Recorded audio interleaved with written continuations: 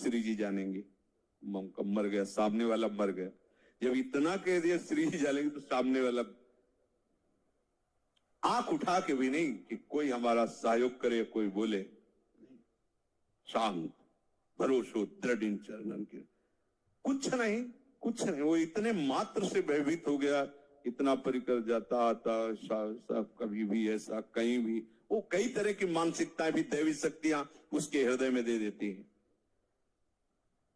अगर हम किसी भी विघ्न से प्रभावित होकर किसी अन्य का आश्रय ले लिया तो ऊपर की 3 बातें जो धारण की तो फेल हो जाएगी।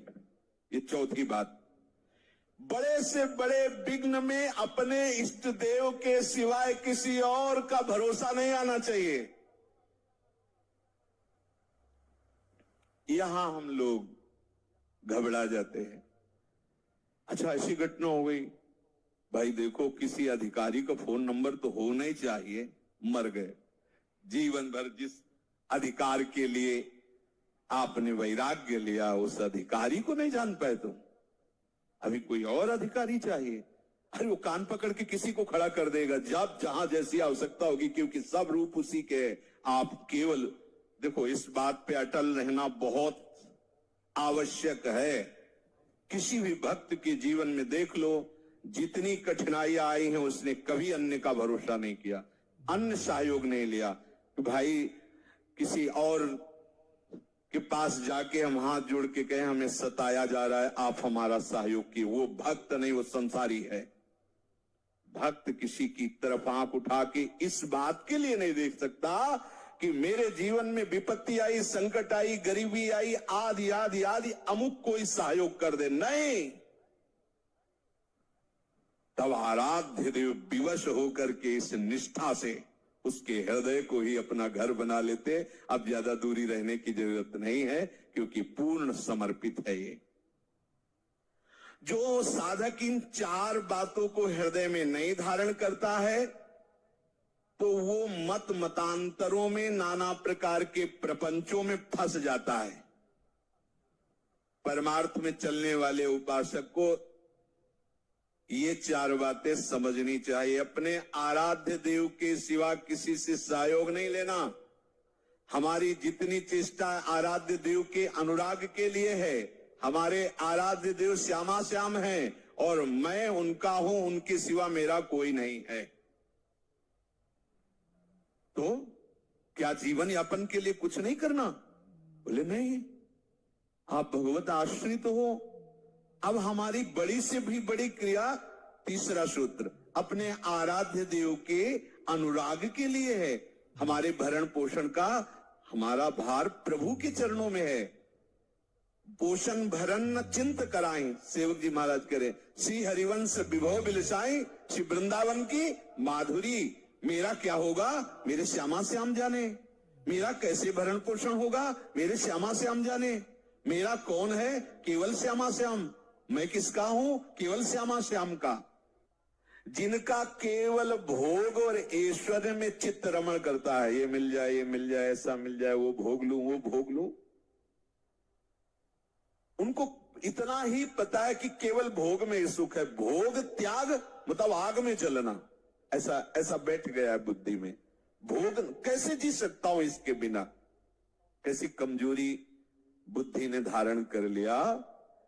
जो आप्त काम है, जिसे कभी कुछ नहीं चाहिए, वो स्वीकृति के कारण कितना बंध गया कि वो सोचता मैं इसके बिना जी नहीं सकता। मरने की तैयारी है लेकिन भोग का संकल्प नहीं त्याग सकता। गजब की बात है, गजब की। मृत्यु नजदीक दिखाई दे रही और भोग का जाल वो बैठे बैठे बिन रहा है। ये नहीं समझ में आ रहा कि मेरा अंतिम बिगड़ने जा रहा है, सावधान हो जाऊं। यहां कुछ नहीं, सबसे राग त्याग करके एकमात्र प्रियालाल के चरणों में आसक्त हो जाओ। बातें बनाना बहुत आता है लेकिन हृदय को समझाना बहुत कठिन है। जो हृदय को समझा ले वही विद्वान, वही ज्ञानी, वही महात्मा। जो अपने मन को चेला बना ले वही सच्चा गुरु। मन का चेला बने हुए कोई गुरु होता ही नहीं। जो मन का चेला है वो कभी गुरु नहीं बन सकता। वही गुरु विश्व गुरु है, वही जगत गुरु है जो अपने मन को चेला बना ले, जैसे जहां चाहे वैसे स्थापित कर दे उसे। तभी माना जाता है समर्थ महात्मा। प्रभु कह रहे हैं कि ये जो भोगों में, ऐश्वर्य में, दिखाऊ शास्त्र की वाणी में अपने चित्त को समर्पित कर दिए हैं, अर्थात उनका चित्त खींच गया है, वो इतने आसक्त हो जाते हैं कि उनके हृदय में इतना बल ही नहीं रहता कि वो निश्चय कर सके कि मैं भगवत प्राप्ति कर सकूंगा। नहीं कर सकते। भगवत प्राप्ति का संकल्प भी नहीं कर सकते हैं। बोले उनकी बुद्धि अपहृत हो गई, उनका चित्त अपहृत हो गया है। असली ध्येय हर शरीरधारी का विश्राम स्थान प्रभु के चरणारविंद है। ये व्यवसायत्मिका बुद्धि उन लोगों में होती ही नहीं। व्यवसायत्मिका एक निश्चय वाली, भोग जो भोग चुके हैं वो तृष्णा, भोग जो भोगे जा सकते हैं वो कामना, भोगों को जो सुन करके भोगने की इच्छा, इसी संस्कार में बुद्धि मलिन होकर भटकती रहती। देख लो, अगर कोई विद्या आ गई, कोई कला आ गई, कोई गुण आ गया, मैं विद्वान हूं, मैं कलाकार हूं, मैं जानकार हूं, इस अभिमान जन्य सुख का उपभोग करता रहता है। परम दयालु कृपालु प्रभु ने इस मनुष्य शरीर में ही एक ऐसी विलक्षण शक्ति दी है जिसका नाम है विवेक, जिससे वो सुख दुख आदि द्वंद्वों से ऊपर उठ जाता है, अपना उद्धार कर लेता है। सतरति सतरति सा लोकान तारयति, सबकी सेवा करके वो प्रभु को वश में कर लेता है। इस विवेक के द्वारा मनुष्य शरीर की सार्थकता सिद्ध कर देता है। वो जो विवेकवान होता है, जो विवेक शक्ति का अनादर करते हैं, केवल भोगों में लगे हुए हैं, संग्रह में लगे हुए हैं, उनमें और पशु पक्षी में बिल्कुल भेद नहीं है। मतलब एक शब्द में कह सकते हैं कि वो पशु हैं जो भजन न करके, भगवद आश्रय न लेकर केवल भोग और ऐश्वर्य में ही लगे हुए हैं। ऐश्वर्य का संग्रह, भोगों का भोगना। पशु पक्षी तो भोग योनि हैं, उनके सामने कोई कर्तव्य का प्रश्न ही नहीं उठता। मनुष्य जन्म तो केवल अपने कर्तव्य का पालन करने के लिए मिला है, और हमारा एक ही कर्तव्य है कि हम अपना उद्धार कर लें, ये जन्म आखिरी हो और हम प्रिया प्रीतम के समीप पहुंच जाएं। जो कुछ भी अनुकूल प्रतिकूल परिस्थिति आवे उसको भोगना मत, उसको साधन सामग्री बना लेना। खूब अनुकूलता आ रही है तो दूसरों को बांट दो। सुख देवे को चाव चित, सब सो हित निष्काम। दूसरों को सुख पहुंचाओ अनुकूल परिस्थिति में, और जब प्रतिकूल परिस्थिति आई तो शोक मग्न मत हो, समिट जाओ और हृदय में अपने आराध्य देव की तन्मयता को प्राप्त हो जाओ। बाहरी प्रतिकूल प्रहार तुम्हारा कुछ नहीं बिगाड़ पाएगा। भोग और संग्रह की रुचि को रखते हुए कभी कोई भगवत प्राप्ति नहीं कर सका है। प्रभु की प्राप्ति की तो बात दूर रही, उसमें प्राप्ति का निश्चय नहीं हो सकता है जो केवल भोग और ऐश्वर्य में लगा हुआ है। भोगों की जब तक रुचि है, भोग संग्रह की जब तक वृत्ति है, मान बड़ाई आराम अच्छा लगता है, तब तक कोई ये निश्चय ही नहीं कर सकता कि मुझे भगवत प्राप्ति करनी है, क्योंकि उसका अंतःकरण भोगों के द्वारा हरण कर लिया गया है। अब उसमें वो शक्ति जो निश्चय करने की थी वो भोग और ऐश्वर्य में बह गई है। अर्जित करो शीघ्रातिशीघ्र, नाम बल के द्वारा वो पुनः शक्ति हृदय में धारण करो कि अब हमें भोग ऐश्वर्य में नहीं जाना। भोग तो प्रियाजू का लगता है, ऐश्वर्य प्रियाजू का है। हम उनकी चरण सेवा का सुख लेते हैं, हम उच्छिष्ट भोक्ता हैं, प्रियालाल का उच्छिष्ट प्रसादी। और हम नामामृत का पान करने वाले, लीलामृत का पान करने वाले, धामामृत का पान करने वाले उपासक हैं। हृदय में ऐसा निश्चय करो।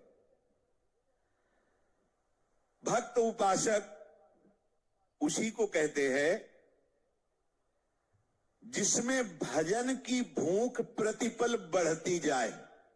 ये सुना जो भगवत प्राप्ति का निश्चय भी नहीं कर सकते। तो जो भक्तजन है जैसे भोगी पुरुष में प्रतिपल भोगने की नई नई रुचि, भोगों के संग्रह करने की नई नई अटकल, ऐसा करें तो ये भोग मिल जाएगा, ऐसा करें तो ये संपत्ति मिल जाएगी, ऐसे ही भक्त में भजन के लिए नई नई रुचि होती है। हाँ, ऐसे लीला गायन करें, ऐसे श्रृंगार करें, ऐसे नाम जप करें, उपांशु मानसिक देख रहे हैं कि नस नस में राधा नाम दौड़ रहा है, जो रक्त संचार हो रहा है वो भी बोल रहा है राधा राधा राधा, हमारा हृदय धड़क रहा है वो भी बोल रहा है राधा राधा राधा। ये जैसे वो भोग ऐश्वर्य का जाल बुनती रहती है बुद्धि, चित्त अपरित होकर उसका चिंतन करता रहता है, ऐसे भक्त का इधर प्रभु जनित चिंतन होता है, उनके नाम रूप लीला धाम के ऐसे अनुराग में फंसा रहता है कि उसको और कुछ शुद्ध नहीं रहती। पर इसके लिए हमें तत्परता चाहिए भजन की, और निष्काम भाव से भजन बढ़ता है। निष्काम भाव पीछे कई बार चर्चा की कि यदि कोई सकामता भी हो तो प्रभु के चरणों में निवेदन कर दो, छोड़ दो उनके ऊपर, वो जैसा चाहेंगे वैसा करेंगे, आप भजन करो।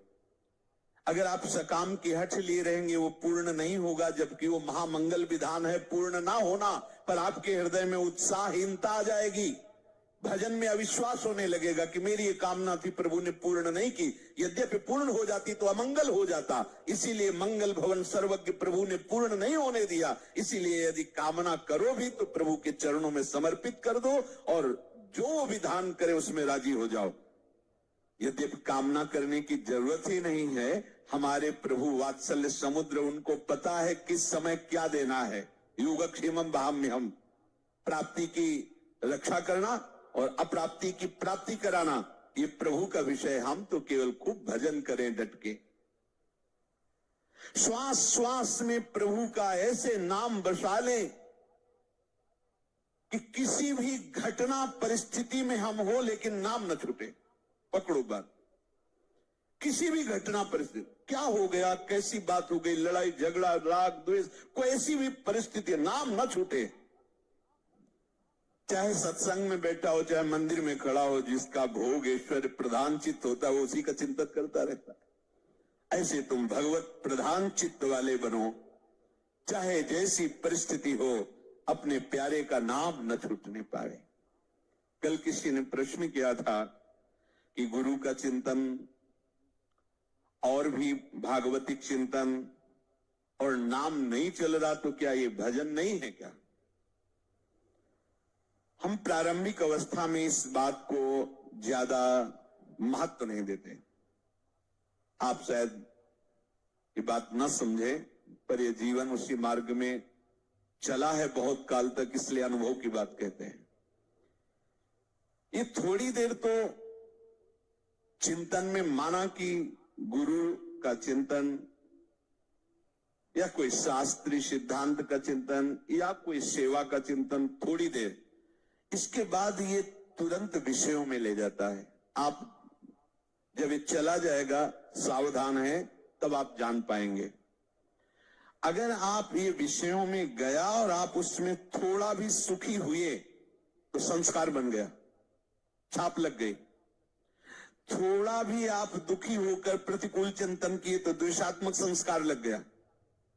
हमारे हृदय को बेदाग नहीं छोड़ेगा, चाहे राग का चिंतन हो चाहे द्वेष का चिंतन हो। अब क्या हम इसी राग द्वेष के चिंतन में ही फंसे रहे? तो ये कमी कैसे हो गई? बोले वो नाम नहीं चल रहा था।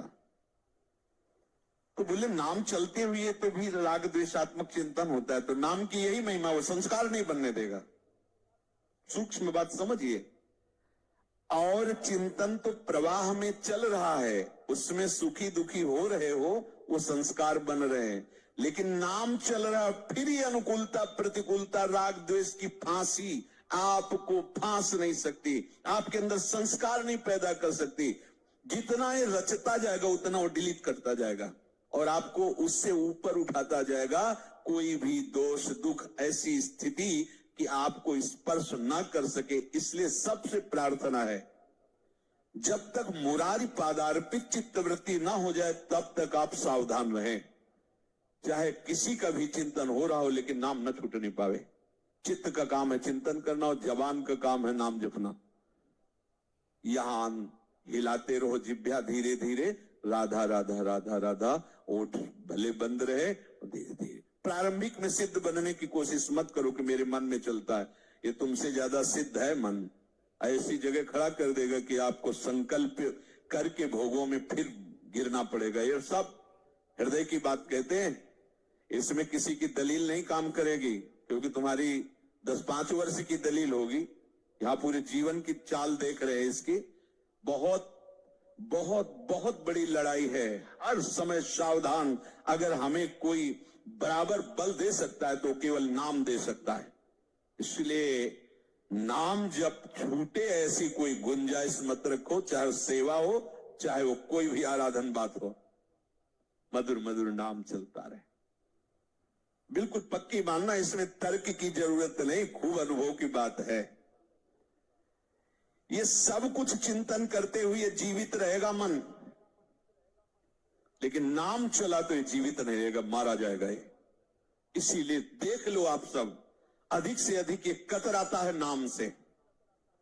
हम सब कुछ करने के लिए उत्साह रख सकते हैं, लेकिन नाम के लिए कांपता है मन। और जहां बैठो तो जलन शुरू हो जाती, क्योंकि सीधे नाम उसको मारता है, मन को मारता है सीधे। इसलिए भक्त वही है जो किसी भी अवस्था में नाम को न छोड़े। बात को पकड़ लीजिए।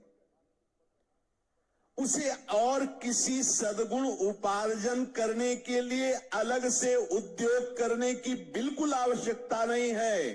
नाम सुमिरन ही समस्त सद्गुणों को प्रकाशित कर लेगा। उल्टा नाम जपत जग जाना, बाल्मीक भय ब्रह्म समाना। हो कैसे आचरण और कैसी स्थिति, ये नाम की अपार महिमा। कोई भी सद्गुण प्रभु को अधीन नहीं कर सकता, क्योंकि प्रभु सद्गुण के समुद्र हैं। और सुमिर पवन सुत पावन नामो, अपने बस करी राखे रामो।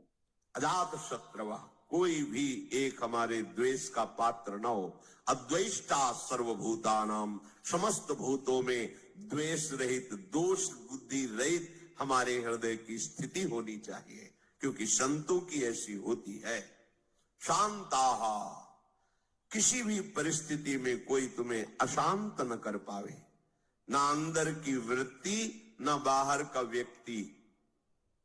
ऐसी शांति तभी मिलेगी जब चित्त प्रियाजू के चरणों के चिंतन में होगा, उनके नाम के चिंतन में होगा। क्योंकि भगवत प्रेमी महात्मा शांत रहते हैं। शांताहा साधवा साधु भूषण।